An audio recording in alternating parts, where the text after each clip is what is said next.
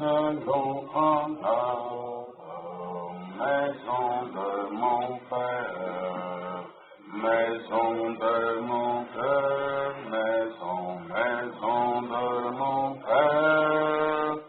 Viens, allons à la maison de mon Père, où il y a paix, qu'il soit loué, alléluia, qu'il soit loué, amen, qu'il soit loué, alléluia, qu'il soit loué, Jésus, qu'il soit loué, alléluia, qu'il soit loué, amen, qu'il soit loué, alléluia, qu'il soit loué, mon Dieu, qu'il soit béni, alléluia, qu'il soit béni, amen, qu'il soit béni, alléluia, qu'il soit béni, mon Dieu, qu'il soit adoré, alléluia, qu'il soit adoré, amen, qu'il soit adoré, alléluia, qu'il soit adoré, Jésus, qu'il soit adoré, alléluia, qu'il soit adoré, amen, qu'il soit adoré, alléluia, qu'il soit adoré, amen, Jésus, Jésus, nous sommes décès,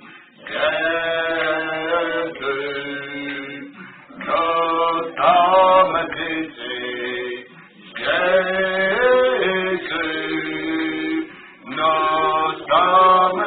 Jésus, nous sommes décès, pour toi.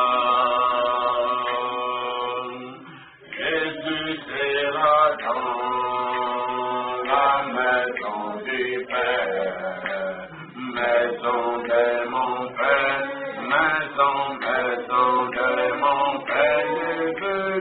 Jésus sera dans la maison du Père, où il y a paix,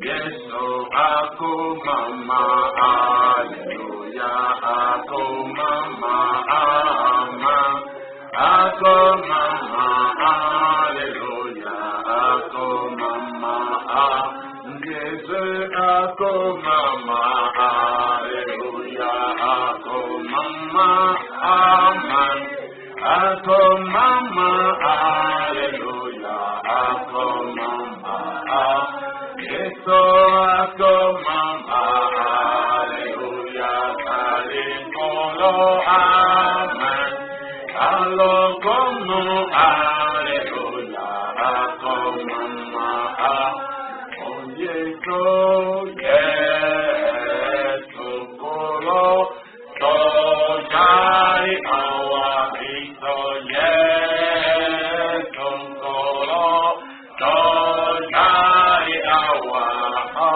Yesu, Kolo, Tojai, awa, oh, Nayon.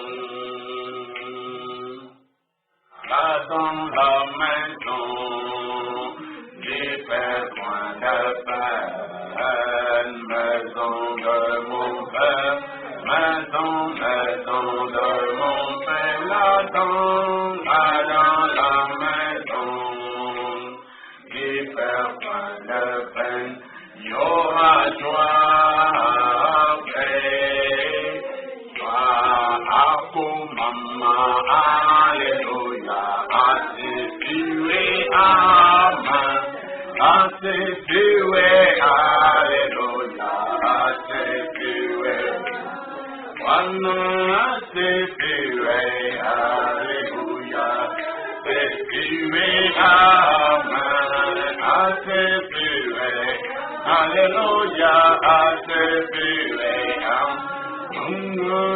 attribué, alléluia, attribué,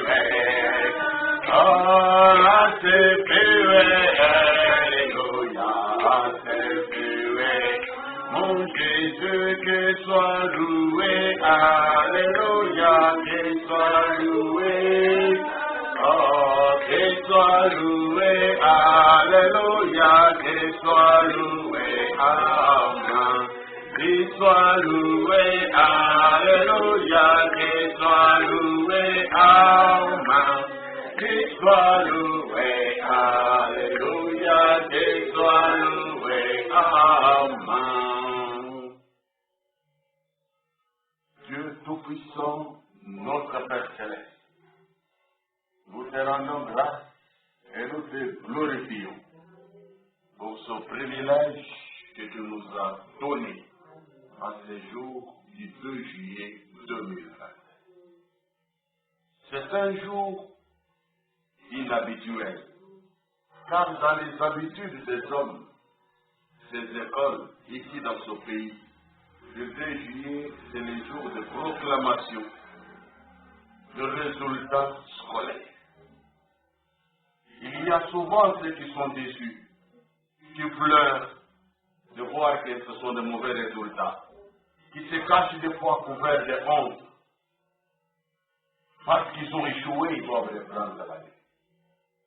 Et parfois, il y en a qui ont réussi, et c'est la joie, la fête dans certains endroits. Et voilà que dans cette année, la journée du 2 juillet passe comme toutes les autres journées, sans aucune différence, sans aucune attention, tout simplement parce que les temps sont pleins de chance.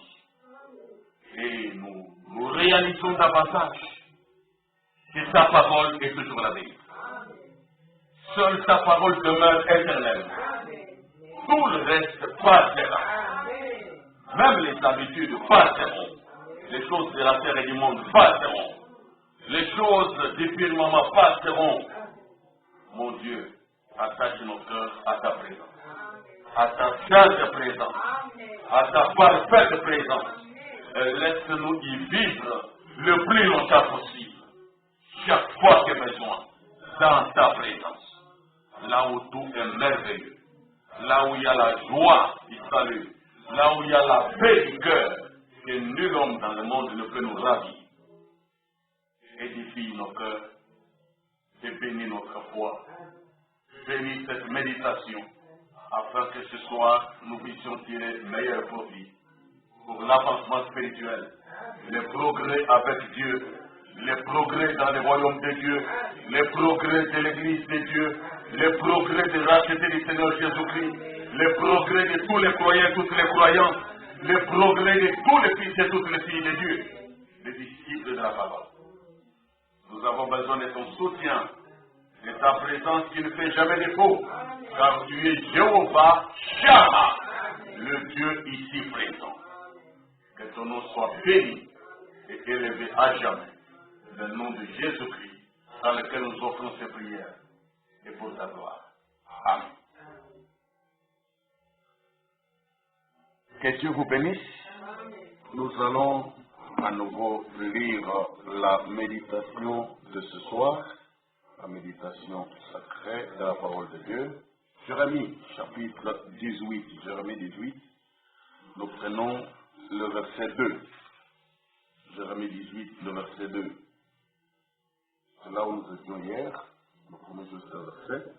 Lève-toi et descends dans la maison du potier. Là, je te ferai entendre mes paroles. Isaïe, chapitre 57. Isaïe 57, le verset 15. Car ainsi parle le Très-Haut, dont la demeure est éternelle, et dont le nom est saint.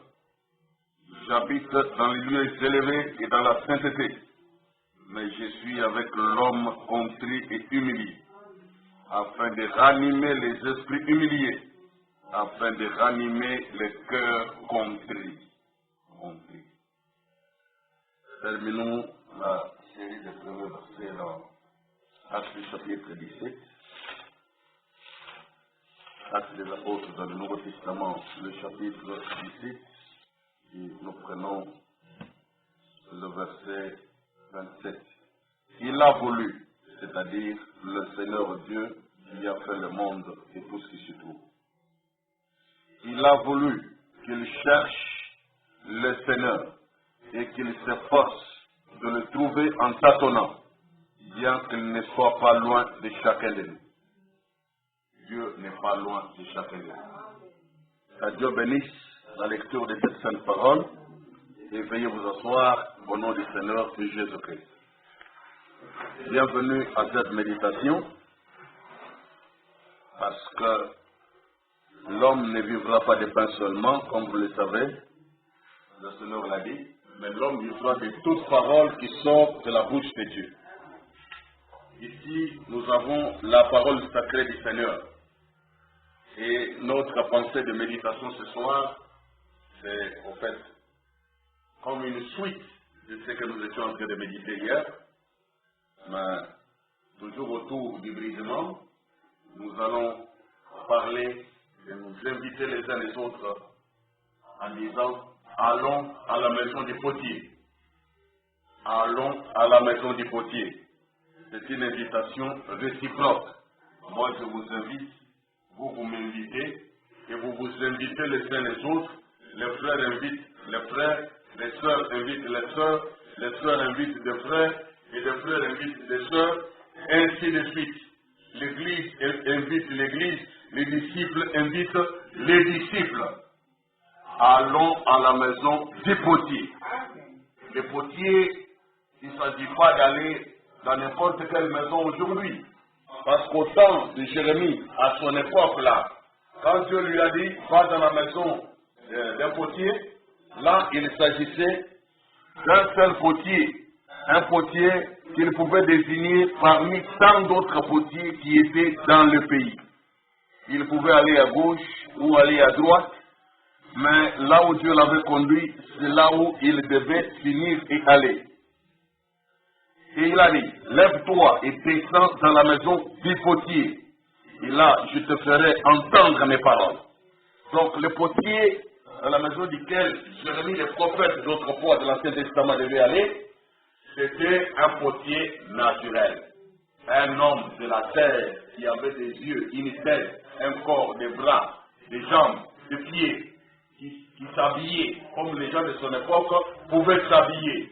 Il pouvait être un père de famille, il pouvait être un grand-père par rapport à des petits-fils et des petites-filles, il pouvait être un beau-père par rapport à ses belles-filles ou sa belle-fille, il pouvait être un grand frère par rapport à ses petits frères ou ses petites sœurs, mais un potier, n'importe lequel, lui est allé là où l'esprit l'a conduit et il est tombé au bon endroit, comme on l'a vu hier, là où le potier travaillait sur un tour.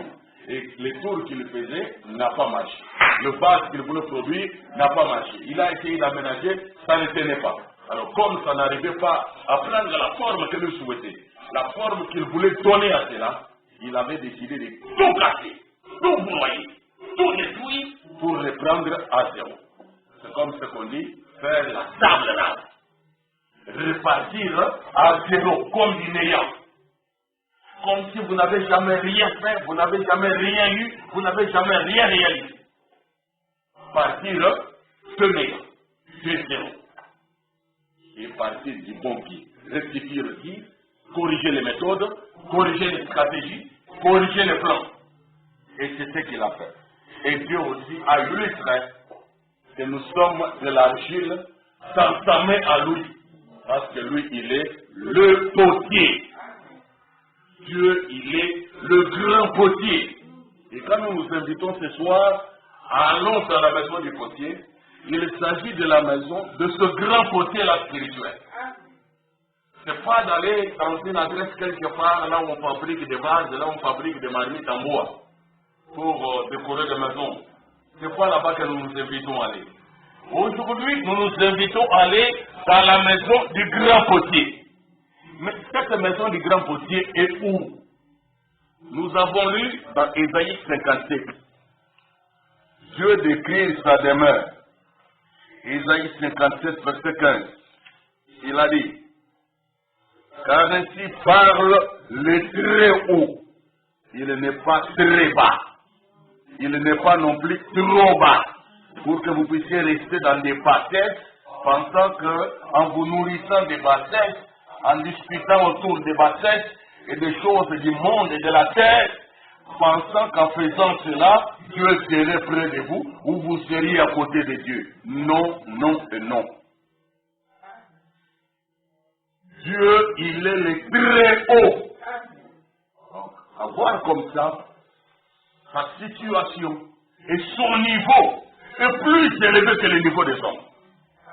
Mais malgré qu'il est des niveaux très très élevés, comme dans Ésaïe chapitre 6, le même Ésaïe l'avait vu en vision, il a vu le Seigneur assis sur un trône très élevé.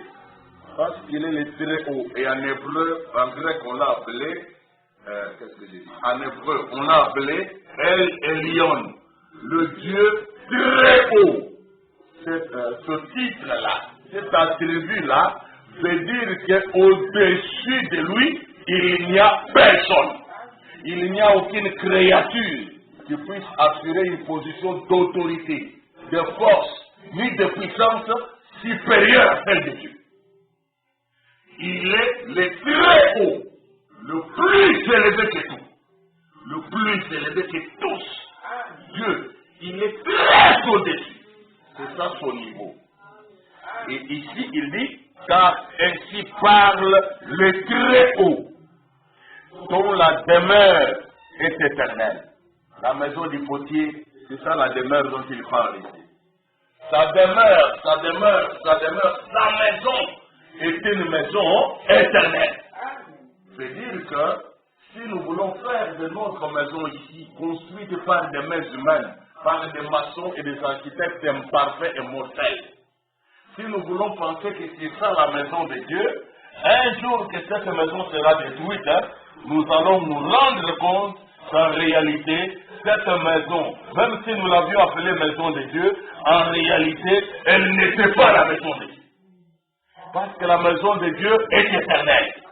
Elle ne peut pas être détruite, elle ne peut pas appartenir au passé, c'est une demeure éternelle. Parce que chacun de nous réalise ça. La maison de Dieu, la maison du grand potier, le potier créateur.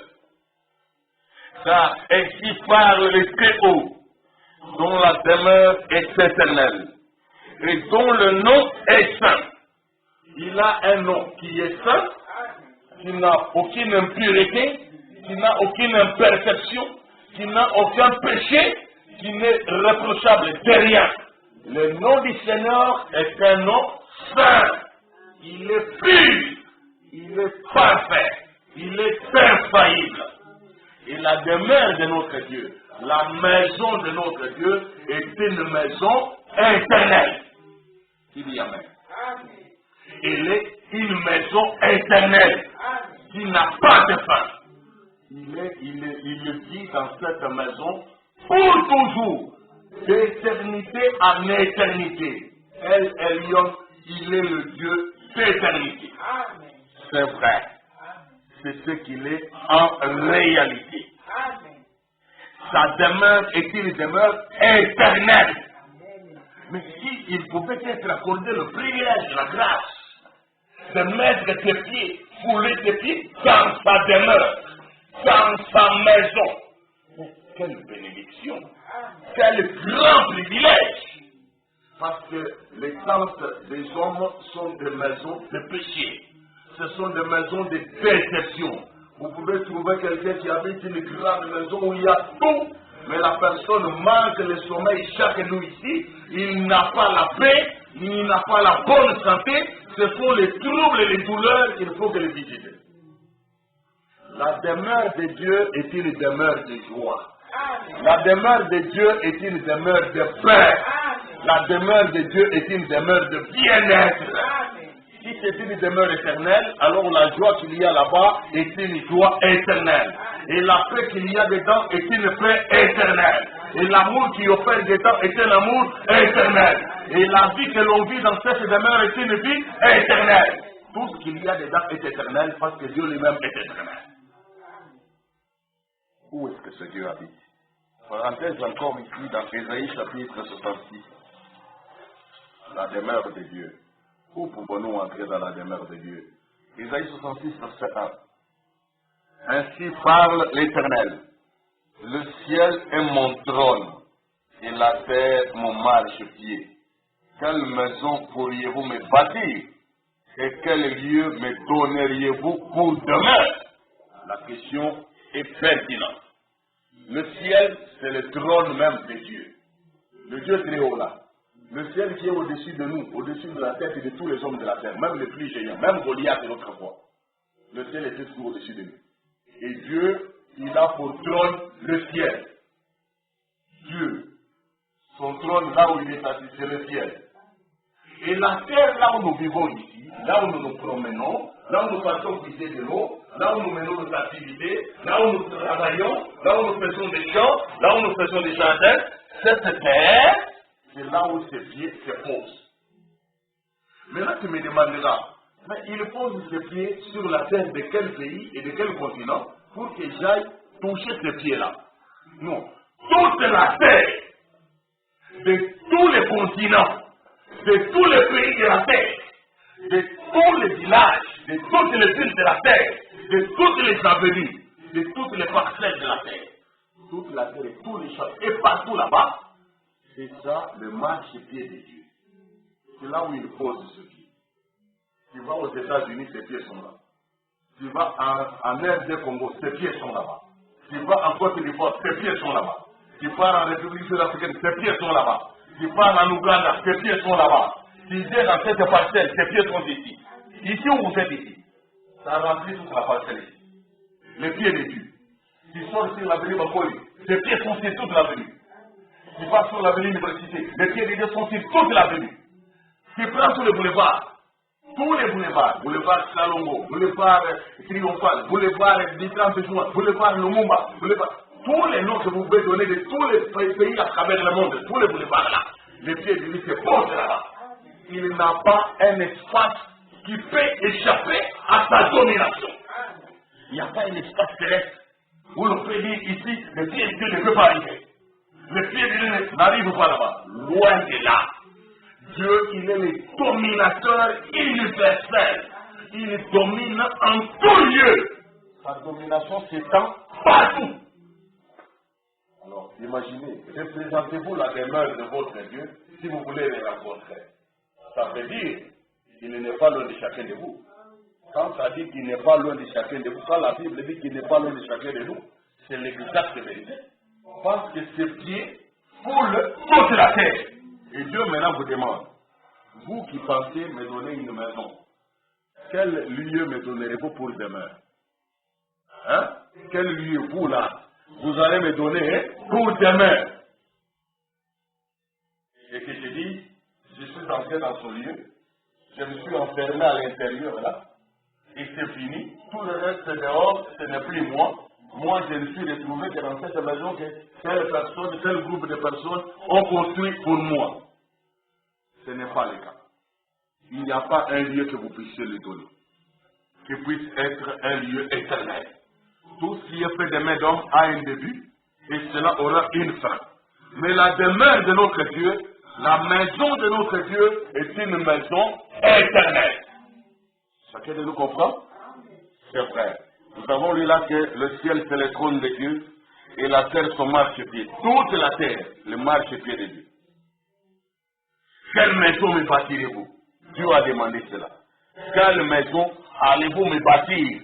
Et dire non, cette maison que nous avons bâtie, Dieu n'a pu être retrouvé que dans cette maison-là. Nulle part ailleurs. Non, non. Dieu, il remplit les cieux et la terre. Il remplit les cieux et il remplit aussi la terre. Ça, c'est notre Dieu. Béni soit le nom du Seigneur. C'est le nom du Dieu éternel.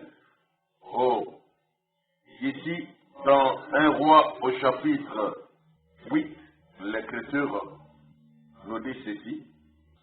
1 Roi chapitre 8, il y avait Salomon qui a bâti le grand temple et puis il en a fait la dédicace. C'est terrible. Il a fait la prière de consécration. Et c'était bien. Mais il dit ceci.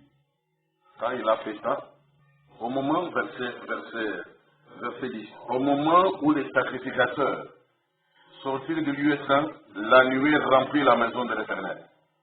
Voyez, cette maison-là qu'ils avaient construite pour Dieu et à son nom, la nuée, la colonne de nuée, c'est-à-dire la même colonne de nuée qui apparaît sur les images que nous avons sous forme de colonne de nuée apparue le 28 février 1963, la nuée de gloire du Seigneur, lorsque les sept sceaux devaient être révélés.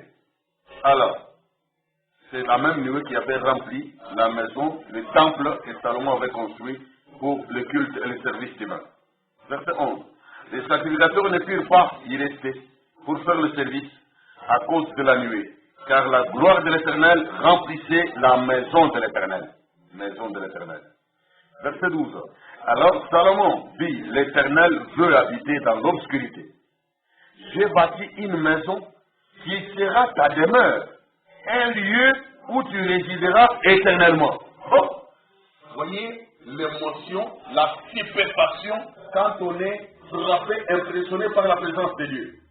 Salomon avait pensé que cette maison qu'il a construite, comme la colonne de nuée est venue remplir toute la maison, c'est qu'alors Dieu va demeurer, habiter là-bas à l'intérieur éternellement.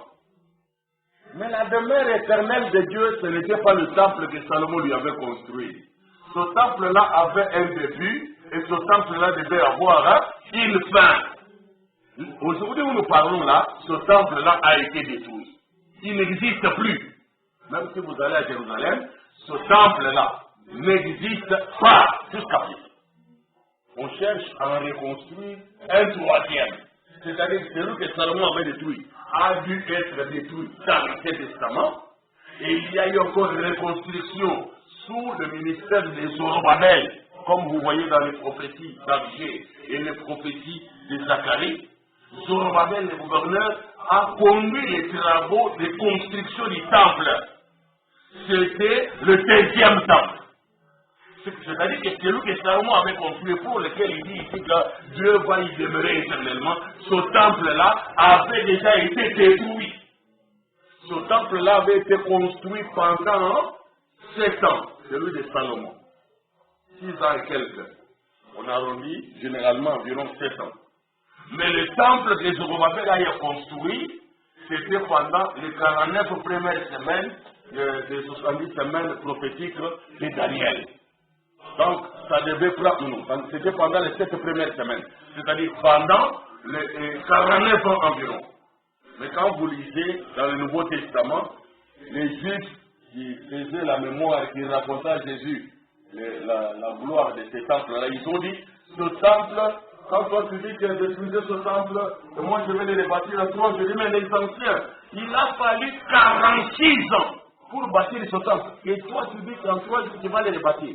Eux pensaient qu'il parlait du temple physique reconstruit par Zorobabel, alors que Jésus parlait du temple de son corps physique. Donc, c'était une incompréhension. Regardez, la maison que nous nous construisons, même si nous la consacrons à Dieu, n'est pas une maison éternelle. La demeure éternelle de Dieu, Dieu vit dans l'invisible. Il est un esprit invisible et tout-puissant. Imaginez, Salomon était impressionné. Et il a dit, Dieu, l'Éternel, veut habiter dans l'obscurité. J'ai bâti une maison qui sera ta demeure et un lieu où tu résideras éternellement. Oh, c'est pas vraiment ça. C'est pas que Dieu habite là-bas, que si vous voulez voir Dieu, allez dans le temple de Salomon. Quand vous arrivez, le temple n'existe même plus. Alors, où est-ce que vous allez les trouver? Ce n'est pas vraiment cela.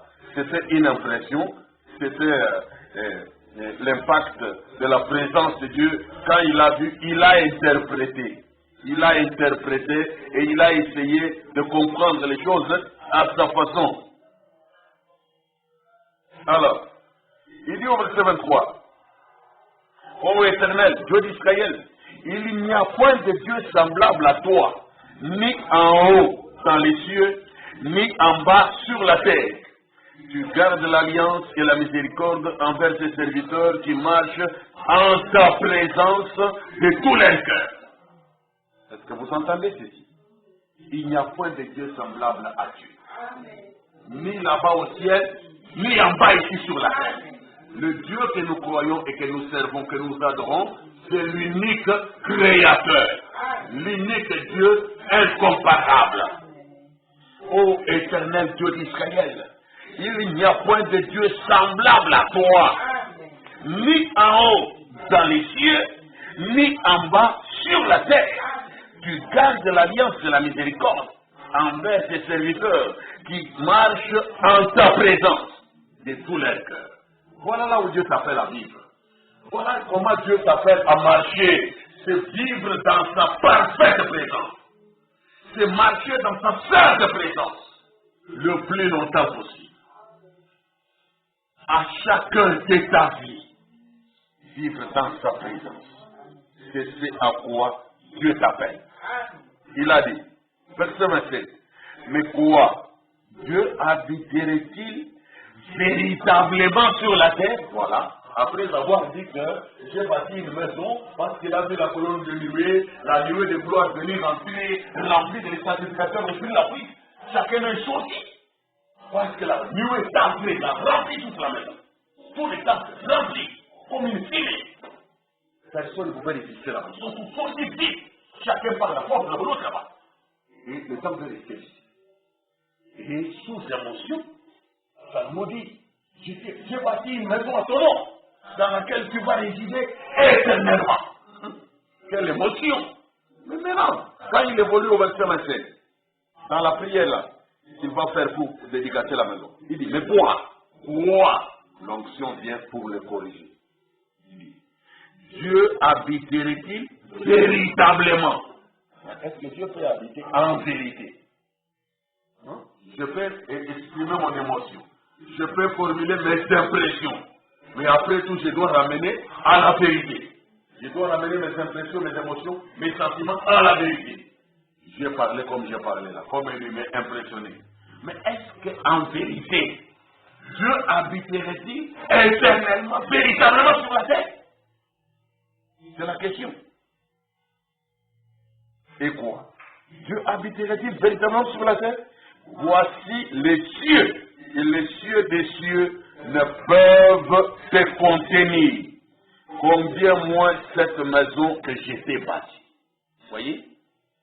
Si même les cieux et les cieux des cieux qui sont plus grands que cette maison que moi, Salomon, j'ai t'ai bâtie. Une maison, un temple, dont la cour intérieure mesurait 30 mètres sur 60.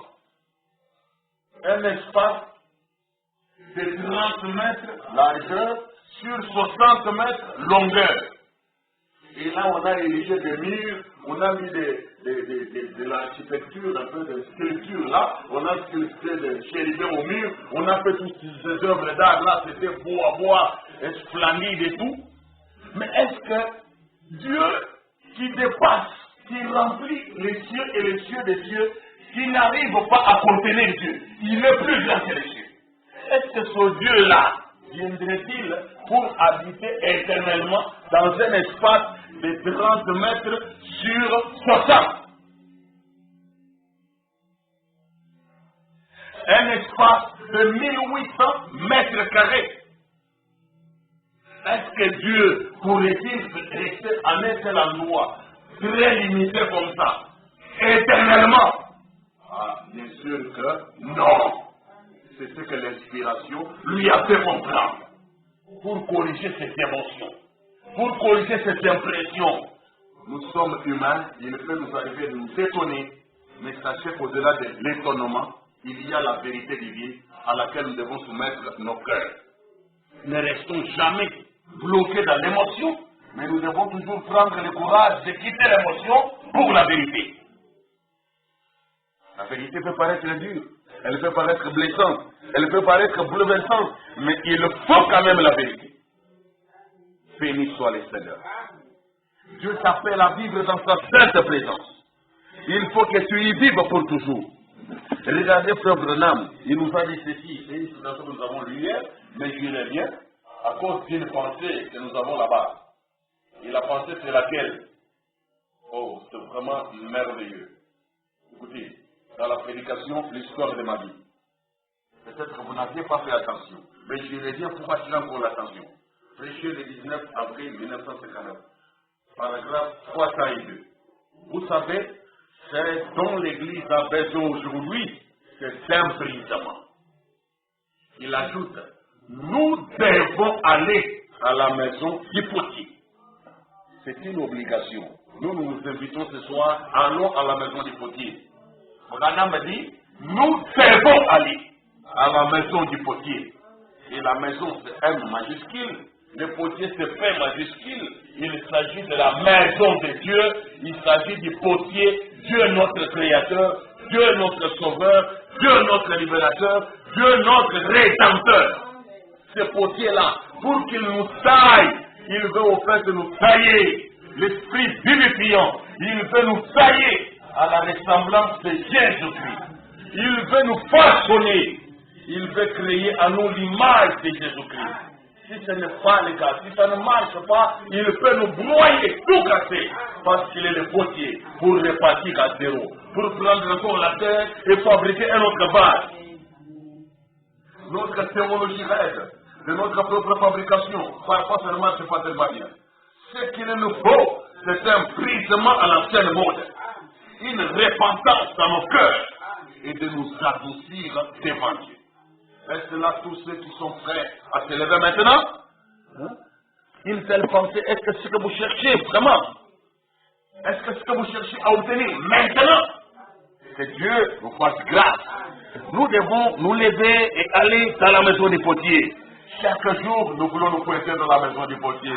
Élever nos deux mains, cœur brisé, cœur affligé, les esprits contris. Oh Seigneur! Retournons dans Ésaïe 55 et 57. Qu'est-ce qu'il nous disait là? Parce que j'avais interrompu. Il arrive dans Ésaïe 57, le verset 15. Il a dit ceci. Il habite une demeure éternelle, une demeure invisible. Il est esprit, invisible, mais il n'est pas loin de chacun de nous. Il dit, le verset 15. Car ainsi parle les Très-Haut, dont la demeure est éternelle et dont le nom est saint. J'habite dans les lieux élevés et dans la sainteté. Il est là, partout il y a des lieux élevés. Tout ce que vous savez comme des endroits presque inaccessibles, très élevés, Dieu habite là-bas. Mais ici sur la terre aussi, si vous voulez le palper, si vous voulez ressentir sa présence, choisissez la sainteté. Parce que Dieu habite dans la sainteté. Dans votre maison, vous produisez la sainteté. Vous choisissez la sainteté. Alors que les pieds de Dieu sont partout, sur la terre. Dans votre maison, Dieu se fera sentir. Dans votre maison, Dieu se fera voir. Dans votre maison, la puissance de Dieu se manifestera. Exactement ça. Pourquoi? Parce que Dieu habite dans la sainteté. Mais je suis avec l'homme, contrit et humilié. Même si des fois tu n'as pas la sainteté, mais que tu es contrit et que tu es humilié, Dieu dit qu'il est avec toi. Dieu est avec celui qui est contrit et humilié. Même s'il lui manque la sainteté, mais il en a besoin auprès de Dieu. Seigneur, comment puis-je produire la sainteté de par moi-même? Je ne viens qu'à toi, tu peux me rendre saint. Je me reconnais pécheur, je me reconnais coupable, mais je sais que tu as le pouvoir de pardonner le péché. Et Dieu ne manquera pas de l'honorer. Dieu dit, je suis avec l'homme contrit et humilié, pas le cœur arrogant et indifférent, pas le cœur orgueilleux. Vous savez que Dieu résiste aux orgueilleux. Dieu se tient prêt. C'est l'homme qui est contrit et humilié, afin de ranimer les esprits humiliés et afin de ranimer les cœurs contrits. Dieu veut le faire. C'est de cette façon que dans le brisement de ton cœur, tu iras devant Dieu. confesser tes péchés, te repentir selon Dieu, te repentir d'après la parole, réclamer la paix du Seigneur, réclamer le pardon de Dieu. Et Dieu est capable de pardonner et de justifier. C'est vrai. Dans Ésaïe 55, verset 7, la Bible dit que le méchant abandonne sa voie et l'homme d'iniquité ses pensées. Qu'il retourne à l'Éternel qui aura pitié de lui, à notre Dieu qui ne se lasse pas de pardonner. Dieu ne se fatigue pas de pardonner. Même si tu es coupable, même si tu es impur, même si tu es souillé, va toujours à Dieu. Retourne à Dieu. Recherche sa face. Implore sa miséricorde. Verse les larmes, d'abondantes larmes. Brise ton cœur. Et il va finir par agir.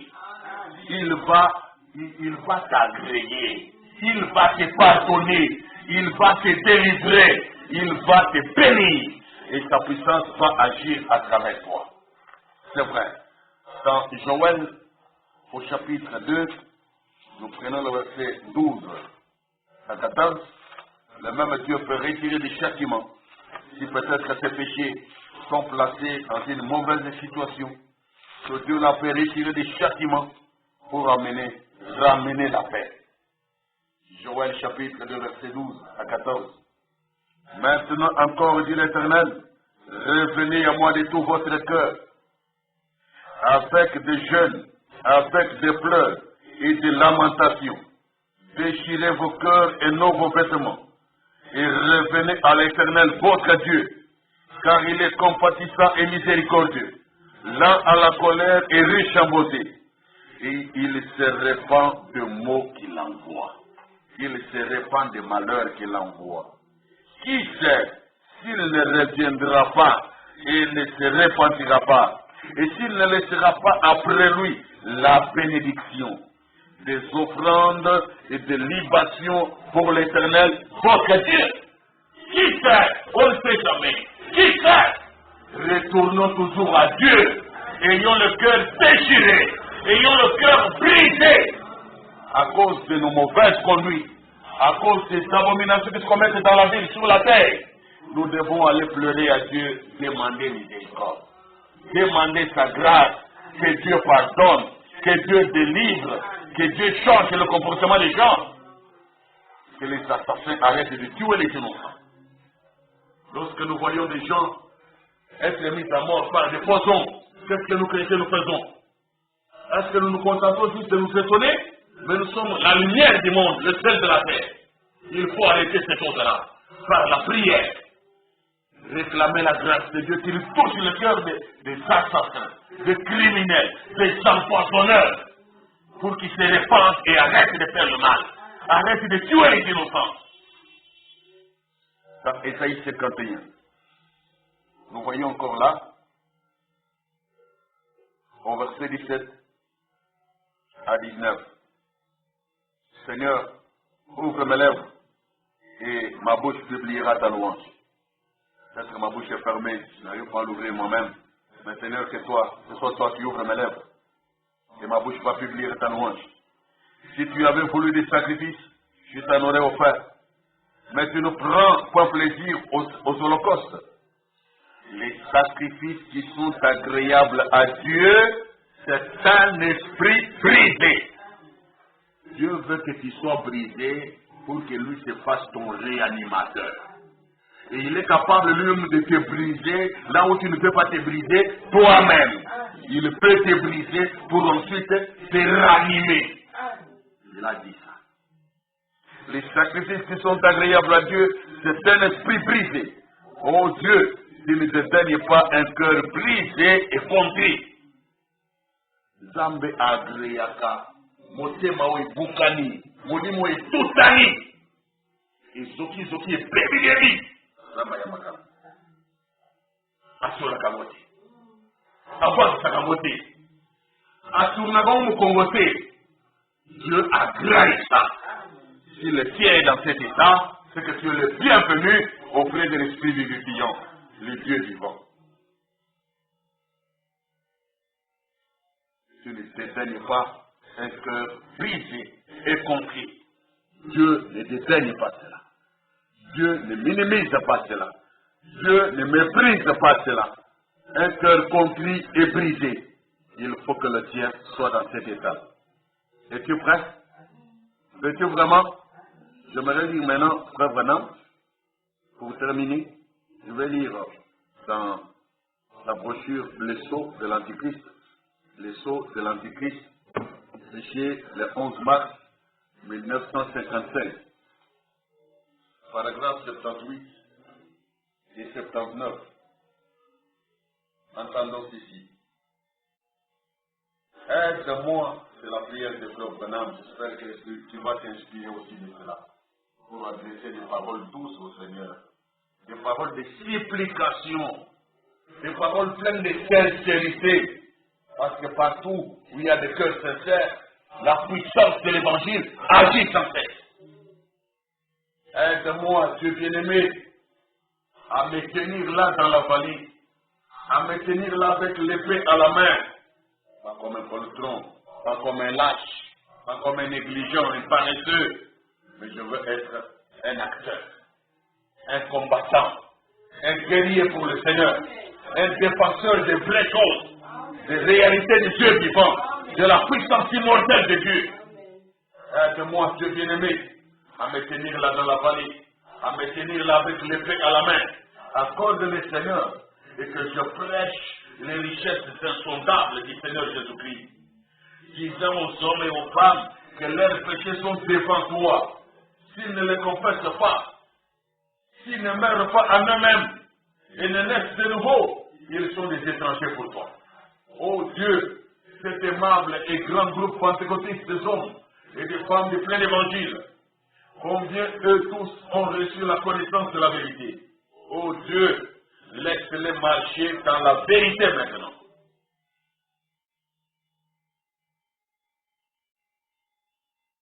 Laisse-les vivre, prêcher et faire des choses que les Écritures leur disent de faire. Père, je prie que s'il y en a ici ce soir qui est hors de toi, qui ne te connaît pas, qui est nerveux et qui n'est jamais réellement né de nouveau, peut-être que c'est ton cas. Hein? Qui est hors de Dieu. On dit que Dieu, il remplit les cieux, et les cieux des cieux, il remplit la terre c'est son marchepied, mais toi tu ne le vois toujours pas, tu ne le discernes pas, tu ne le ressens pas, tu ne le vois pas, tu ne sens pas son approche. Et pourtant il est là. La Bible dit qu'il n'est pas loin de chacun de nous. Mais comment toi tu ne le ressens pas? Tu ne vois pas ses affaires. Tu ne sens pas sa bénédiction. Tu ne sens pas son pardon. Tu ne sens pas son amour pour toi. Tu ne sens pas la joie du salut. Tu ne sens pas la paix du cœur. Seigneur, papa. Oh Dieu, Père, je prie que s'il y en a un ici ce soir qui est hors de toi, qui est hors de Dieu, Dieu est là, mais lui, à cause de ses péchés, à cause de sa solitude spirituelle, à cause de son indifférence spirituelle, à cause de son insensibilité spirituelle, il n'arrive pas à détecter Dieu. Il n'arrive pas à réaliser Dieu. Et pourtant Dieu est là. Il est là, partout là où tu es. Il est là. Il n'est pas loin de chacun de nous. Mais il faut maintenant le ressentir. Il faut palper sa puissance. Comme nous chantons. Ouya kebo nalo fiko epana Yesu. Alléluia, Alléluia, Alléluia, Amen. Kokomona guya kebo nalo fiko epana Yesu. Fagna Yesu, Alléluia, Alléluia, Alléluia, Amen. Toko Simba, Guya Tembo, Nalofiko, Fagna Yesu, Colonia Liwa, Alléluia, Alléluia, Alléluia, Amen. Toko Yemba, nous allons toucher, nous allons témoigner, nous allons palper, nous allons voir, nous allons entendre la puissance de Dieu et la gloire de Dieu. Il faut palper ces choses-là. Dieu n'est pas une théorie. Dieu est la super puissance. La super puissance universelle. La super puissance immuable. La super puissance invincible. qui restera éternellement, qu'aucun royaume ne pourra écraser, ni étouffer. Père, je prie que s'il y en a un ici ce soir, qui est hors de toi, qui ne te connaît pas, et qui est nerveux, et qui n'est jamais réellement né de nouveau, qui sait qu'il ne l'est pas, puisse-t-il être assez homme ou assez femme ce soir pour t'accepter et venir dire, Seigneur, je veux me tenir juste ici, jusqu'à ce que mon cœur s'adoucisse. Jusqu'à ce que mon cœur s'adoucisse. La présence de Dieu doit nous adoucir, doit ôter nos amertumes, doit ôter nos rancunes, doit ôter nos colères, nos crises de colère, nos remords, tous les mauvais souvenirs. La présence de Dieu est là pour nous adoucir. Et je t'invite à vivre longtemps dans la présence de Dieu. La présence parfaite de Dieu qui t'adoucit, qui t'apprend à pardonner sans effort, qui t'apprend à oublier sans effort, qui te rend capable d'oublier le mal qu'on t'a fait sans effort. La présence de Dieu te donne ses capacités. Recherche-la jusqu'à la trouver. Recherche-la jusqu'à en recevoir les effets. Il ne faut jamais la rater lorsqu'elle s'approche de toi. Dis ça. Mais tu seras difficile à accepter. Sois assez homme, sois assez femme pour accepter le Seigneur. Et dis, Seigneur, je vais me tenir juste ici, jusqu'à ce que mon cœur s'adoucisse, pour que je puisse être un ami aimable pour mon ennemi. Je devienne un ami aimable pour mon ennemi. Lui me considère comme son ennemi, il me hait, mais moi je me fais son ami et je l'appelle mon ami. Et je me fais aimable à son égard. C'est cette présence de Dieu m'accorde cela. Si tu n'en as pas, ne peux-tu pas réclamer ça vraiment? Hein? Et je puisse faire ces choses que Christ a fait quand il était ici sur la terre. Oh Dieu, laisse-les rester là jusqu'à ce que l'Esprit de Christ entre, les ministres et tous les autres, jusqu'à ce qu'il y ait un temps de brisement. Et ils descendront à la tour du potier pour être brisés, pour être modélés, au point qu'un si grand amour de Dieu va déferler. Vous voyez, restons dans la maison du potier. Sachez que si nous allons dans la maison du potier, vous ne sortez pas de là meuble réduit. Quand vous sortez de la maison du potier, un réveil doit suivre. Un réveil doit se manifester. Des miracles doivent s'opérer. Les œuvres de puissance doivent se voir. C'est vrai. Allez. Laisse le Seigneur là, restez là, jusqu'à ce que l'Esprit de Christ entre. Les ministres et tous les autres. Jusqu'à ce qu'il y ait un tas de brisement. Et où ils descendront à la tour du potier pour être brisés. Ne sois pas pressé pour sortir. Reste là dans la présence de Dieu. Jusqu'à être adouci suffisamment, complètement. Après, et ton vieil homme disparaître. Oh Dieu, laisse-le rester là. Jusqu'à ce que l'Esprit de Christ entre. Les ministres et tous les autres. Jusqu'à ce qu'il y ait un tas de brisement. Où ils descendront à la tour du potier pour être brisés, modélés, au point qu'un si grand amour de Dieu va déferler, balayant cette nation avec un réveil à l'ancienne mode. Un appel à revenir pour les enfants, à revenir à Dieu. Accorde-le Seigneur et aide. N'est-ce pas vrai? N'est-ce pas vrai? C'est ça la chose qu'il nous faut. Allons à la maison du potier. Et restons là jusqu'au brisement complet. Peut-être qu'il était en train de nous donner une forme, mais nous sommes vite sortis, alors que lui n'avait pas encore achevé, et nous avons fait beaucoup trop de bruit. Et après, ça a fait des dégâts. Retournons encore à la maison du potier. Si tu n'es pas encore bien façonné, la maison du potier continue à fonctionner. Le grand potier est un Dieu infatigable. Son œuvre continue à s'opérer. Retournons à Dieu. Brisons nos cœurs, sécherons nos cœurs, non nos vêtements. Il prend plaisir au cœur brisé. Il veut ranimer les esprits contrits, Alors il faut que nous puissions rester dans cet état d'esprit le plus longtemps possible. Chaque fois que possible, chaque fois que tu as le moment de prière, ou tu allais devant Dieu, il faut que tu aies un cœur brisé. Que Dieu te bénisse. Que Dieu t'exauce. Je souhaitais que Jéhovah Shammah, que le Dieu ici présent, puisse te bénir. Jéhovah Shammah, il est Jéhovah Shammah, le Dieu qui est ici, quel que soit là où tu es, là où tu te tiens, il est Jéhovah Shammah. Ça veut dire l'Éternel qui est présent ici. Il est présent ici. Il est présent ici où tu es là.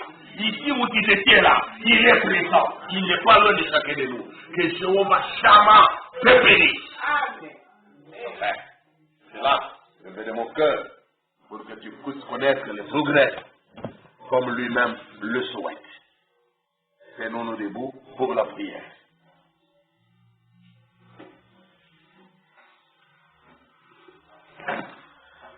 Nakali mopaya amokili oyo nakoki komi umitate kono naringi nakala pene pene nayo nayebi kasana nakoti kamokili oyo Nakali mopaya namokili oyo nakoki komi tate koro naringi nazara pene pene nayo nayebi kasana nakoti kamokili oyo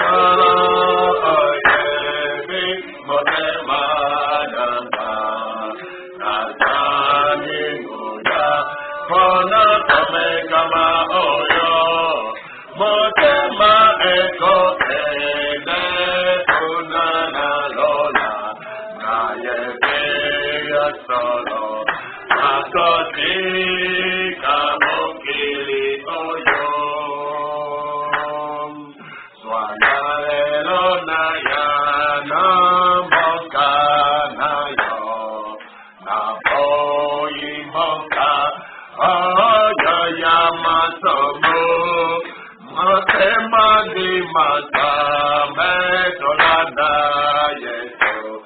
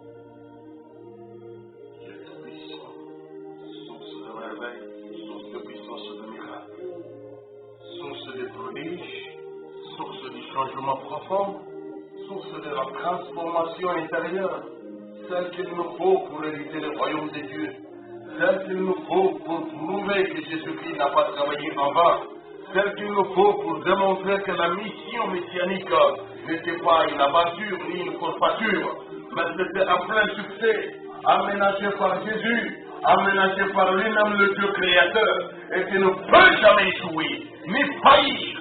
Parce que tu es un Dieu efficace dont le plan doit s'accomplir, dont le plan est d'exécution obligatoire. Comme tu as dit dans ta parole, l'Éternel exécutera pleinement et complètement tout ce qu'il a résolu sur la terre.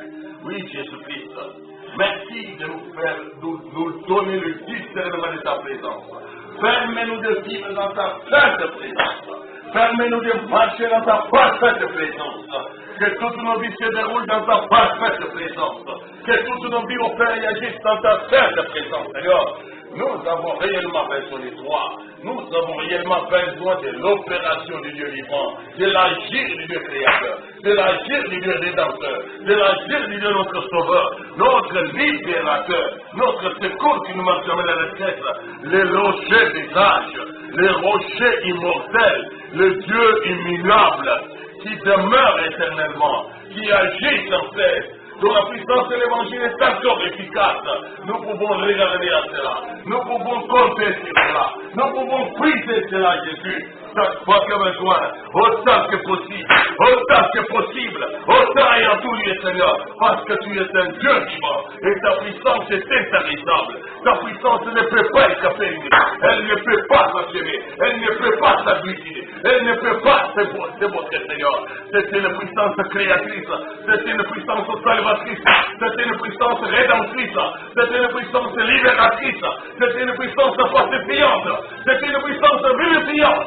Oh Jésus, sois béni, sois adoré, parce que tu as doté ton évangile de tous les atouts, de toutes les potentialités, de toutes les capacités pour rendre le fruit obligatoire, pour rendre le fruit obligatoire dans le cœur brisé, dans le cœur qui reçoit, dans le cœur qui accueille, dans le cœur qui vont dans la maison du côté, qui vont dans la main sur le côté, pour être brisé, non pas pour s'amuser, mais pour être brisé, pour être transformé, pour être ensemencé, pour être transformé, pour être ensemencé, pour recevoir la vie éternelle, recevoir le salut, le pardon de Dieu, la liberté spirituelle, le pardon de Dieu, la protection du Dieu vivant. Oh, tout cela, tu les donnes de ta main droite, tu les donnes de ta main puissante, tu les donnes dans ta miséricorde, tu les donnes dans ta compassion, sans tenir compte de ce que nous sommes. Tu peux entendre le cri des pécheurs, tu peux entendre le cri des coupables, tu peux entendre le cri des indignes comme nous, indignes disqualifiés par notre naissance, disqualifiés par notre appartenance familiale, par notre appartenance nationale, par notre appartenance ethnique, et toutes ces choses de la terre qui ne sont que des poussières de l'utilité. Oh Père, nous réclamons l'identité nouvelle, la nouvelle naissance, que naître de nouveau, que le vieil homme disparaisse, qu'il soit brisé, qu'il soit détruit, afin que l'homme nouveau paraisse, que l'homme nouveau paraisse à la ressemblance de Jésus-Christ, en reproduisant la parole, reproduisant la justice, en obéissant à la parole, en pratiquant les choses que les Écritures recommandent. Oh Jésus, laisse-nous demeurer là, dans la maison du potier, Seigneur. Laisse-nous demeurer là, Seigneur, dans la maison du potier. Que toute notre vie soit passée là-bas, dans ta sainte présence. Au nom tout puissant de Jésus. Nous voulons voir cette gloire, nous voulons voir cette puissance de la rédemption agir encore, du pardon de Dieu agir encore, pour nous donner l'espérance, pour nous donner de la paix, pour nous donner de la sainteté, et la sainteté dans laquelle toi tu peux habiter. Une sainteté produite par la vérité, une sainteté produite par l'esprit de vérité, une sainteté agréable à Dieu lui-même, parce que Dieu habite dans les cieux élevés, et il habite aussi dans la sainteté. Et tu es près du cœur contré et brisé, tu es près de ce cœur-là, Seigneur. Puisses-tu descendre au nom de Jésus-Christ, puisses-tu visiter au nom de Jésus-Christ, puisses-tu visiter ce cœur au nom de Jésus-Christ, et leur seul qui vient, les rapporter ton secours, les rapporter ta consolation, les rapporter le Saint-Esprit, Christ vivant dans le cœur brisé qui peut le recevoir, pour que lui domine dessus, que notre volonté personnelle soit brisée, que nos plans personnels soient brisés, que tout ce qui est de nous soit brisé, que notre propre théologie soit brisée, que notre propre raison soit brisée, que nos propres arguments soient brisés, que tout à nous, Seigneur, soit brisé, que ce soit brisé, et que, Seigneur, l'Esprit de Dieu prenne la relève, puisse nous ranimer d'une vie nouvelle, d'une vie de réveil, une vie de puissance, une vie d'action, une vie de reproduction, de choses que Christ a faites, des œuvres de Christ, de ces miracles nous sur la terre. Nous croyons en cela. Tu peux nous amener à la maison du Christ. Tu nous as invité à faire, et nous acceptons de descendre. Nous voulons descendre, sans le monter les noirs, mais descendre, toujours nous humilier, descendre vers la maison du potier, descendre, Seigneur, descendre nos programmes, descendre, Seigneur Jésus, descendre, nous voulons descendre, nous faire passer nous-mêmes, nous humilier nous-mêmes, et se briser complètement. Oh Jésus, nous pas nous orgueillir, parce que toi tu résistes aux orgueilleux, mais nous voulons nous humilier, toujours descendre, comme a dit ton prophète, le chemin pour monter consiste à descendre. Et je veux descendre à la maison du Seigneur, descendre à la maison du Seigneur, que ce soit une forêt, je vais y descendre, Seigneur, que ce soit des épreuves, je vais y descendre, mon Dieu, soit des situations difficiles, je vais y descendre, mon Jésus, pour que toi tu me lèves. Tu as dit que si nous nous abaissons devant ta main puissante, tu nous élèveras toi-même au temps convenable, tu nous élèveras toi-même à ta propre manière, tu nous élèveras toi-même d'après tes propres voies. Oh, que cela se fait comme cela, de cette manière-là. Oh, Jésus. Alléluia. Grâce à tes enfants, au cœur qui crie à toi, au cœur brisé et sincère, qui répond les rames devant toi, Seigneur. Grâce. Et cela, il fait du bien. Et cela, Seigneur, fait du bien. Manifeste ta grande puissance. Manifeste cette gloire de Dieu qui change le cours des choses, qui change l'aspect des choses, qui change le caractère des choses, qui change le comportement des choses, qui change les habitudes des choses.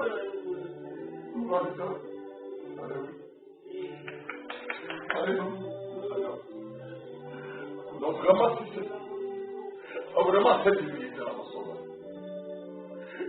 Je descends, tu as ordonné à Jérémie de descendre. Est-ce que l'église descend? Est-ce que mon frère descend? Est-ce que ma soeur descend? Que nos familles descendent? Que nos couples descendent? Que chaque marié descende? Chaque célibataire descende? Oh Jésus, c'est la maison du potier. Descends, pas monter, mais descends, toujours descends, toujours descends. Seigneur, continue à descendre pour que toi de tu élèves. Continue à descendre pour que toi de tu élèves. En ton temps, en ta manière, tu lèves en ton temps, tu lèves à ta façon. Oh Jésus, fais grâce à mon frère, fais grâce à ma soeur, fais grâce aux églises, fais grâce aux assemblées chrétiennes, de descendre, descendre, Seigneur, toujours descendre, toujours descendre, toujours descendre, ne pas être pressé de quitter, mais toujours descendre, et continuons à descendre, continuons à descendre. Jésus, merci. Donne cette grâce à chacun de comprendre cela, de saisir la vision, de comprendre la profondeur et sa volonté. Nous devons descendre à la maison du potier, descendre à la maison du potier, descendre pour descendre. Que toi, tu élèves à ta convenance, tu élèves à ta façon de faire, tu élèves à ta manière, tu élèves pour ta gloire. On a compris ton plan, c'est maintenant. Merci Seigneur. Que le cri de nos cœurs. D'abord, personne d'autre que toi, Jésus. C'est qui compté pour toujours, éternellement. Il est là. Éternellement.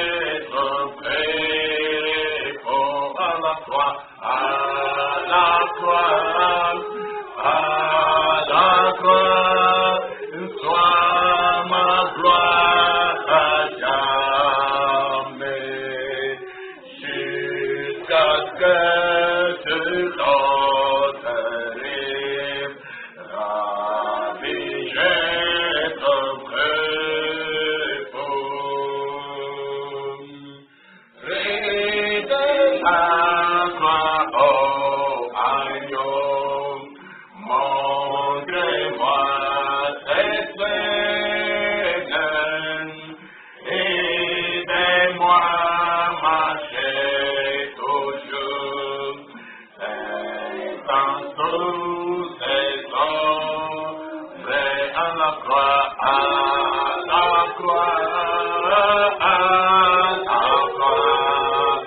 toi ma gloire à jamais, jusqu'à ce que de l'autre rêve, raviger ton cœur, oh à la croix,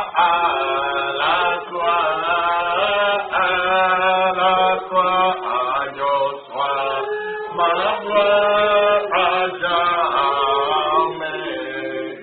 jusqu'à ce que je l'autre rêve, raviger ton repos. Et de la croix j'attendrai, veillant, croyant toujours, jusqu'au jour où j'atteindrai l'autre rive dorée à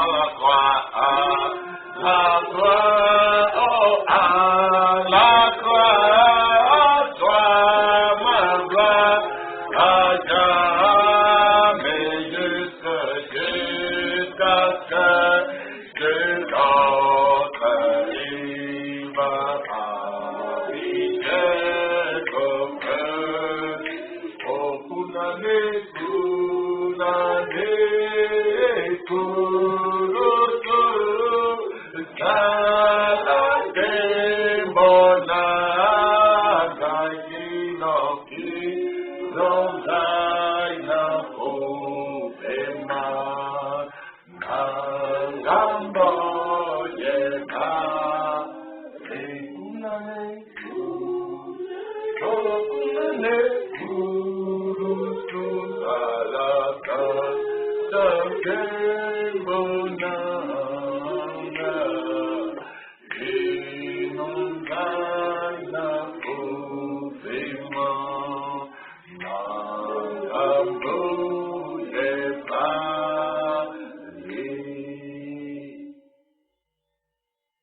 Zambé Tataradiso, composé Nabakonzi, Dieu Tout-Puissant, Roi des Rois, Seigneur des Seigneurs.